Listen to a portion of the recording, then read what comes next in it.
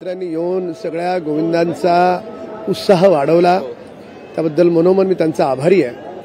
आणि त्याचबरोबर जी माझ्या घाटकोपर विकासाची कामं सुरू आहे, राजावडी हॉस्पिटल आपण तोडून बांधतोय, घाटकोपरमध्ये जवळपास 1300 कोटीचे ब्रिज बांधतोय, LBS रोडवर RCT मॉल पासून कुर्ला बैल बाजारपर्यंत एक 700 कोटीचा ब्रिज, आणि पंतनगर डेपो पासून माझी दहीहंडी लागते तिथे एक 600 कोटीचा ब्रिज, असे 2 ब्रिज. त्यानंतर खंडोबा टेकडीवर आपण प्रति जेजोरी आणि भटवाडीची स्मशानभूमी आणि वर्षानगरची स्मशानभूमी तोडून त्याचं मणिकर्णिका घाटात आपण रूपांतर करतो.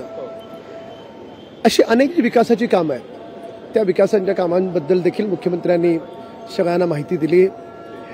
एका ठिकाणी कृष्ण जन्माचा सोहळा आणि दुसऱ्या ठिकाणी मात्र आरोग्य हीच खरी संपत्ती आहे, याचा संदेश देणारी, आई वडील हेच परमेश्वर आहे, त्याचा संदेश देणारी ही हंडी आहे. तर त्याच्यामुळे आम्ही घराघरात मागच्या 15 वर्षात हजारो लोकांचे ऑपरेशन्स केले. आता आपण घराघरात डॉक्टर्स पाठवून चेकअप करतोय, ट्रीटमेंट करतोय, आणि कोणी आढळले तर त्यांचं मोफत ऑपरेशन करून देतोय. असं म्हणजे एका ठिकाणी लोकांच्या आरोग्याची काळजी, दुसऱ्या ठिकाणी त्यांच्या तीर्थयात्रा, आणि तिसऱ्या ठिकाणी या कृष्ण जन्माच्या उत्साहाचा सोहळा, असं एकत्रितपणे सगळं कॉम्बिनेशन या दहीहंडीमध्ये आहे. आजचा एक वेगळा विषय म्हणजे आजच्या कार्यक्रमामध्ये राष्ट्रगीत वादन केलं, नाचगाण्यासोबत राष्ट्रगीत सुद्धा केलेलं आहे.